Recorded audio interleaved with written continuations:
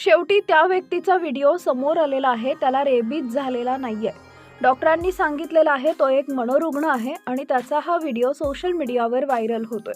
सकाळची वेळ, विद्यार्थ्यांची शाळेत, नोकरदारांची ऑफिसला जाण्याची गडबड आणि लोकांची तालुक्याला जाण्यासाठी धावपळ सुरू असतानाच साताऱ्यातील अंगापूर फाट्याजवळ भयावह प्रकार घडला. रस्त्यावर एका मनोरुग्णानं धुमाकूळ घालत रस्ता ठप्प केला, ज्यामुळे नागरिकांची एकच तारांबळ उडाली.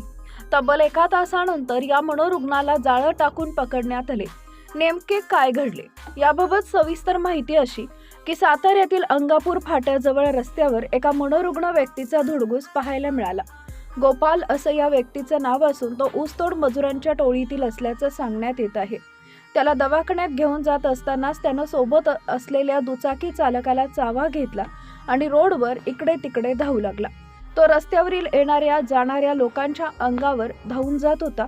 2 पाय आणि 2 हातावर प्राण्यासारखे चालत असल्यामुळे या व्यक्तीला रेबीज झाला असावा अशी चर्चा सर्वत्र पसरू लागली.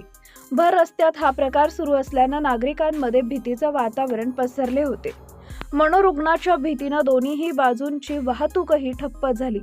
काही तरुणांनी त्याला पकडण्याचा प्रयत्न केला, मात्र तो अंगावर धावून येत होता, चावा घेत होता. शेवटी काही नागरिकांनी जाळी आणून त्याला पकडलं. त्याचे हातपाय मोठ्या दोरीनं बांधून त्याच्यावर नियंत्रण मिळवलं.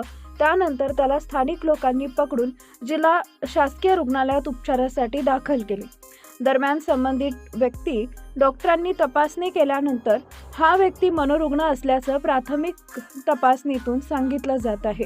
सध्या त्याला एका बंद आयसोलेशन वॉर्डमध्ये ठेवण्यात आलंय. अधिक उपचारानंतरच या रोगाचं खरं कारण समोर येईल.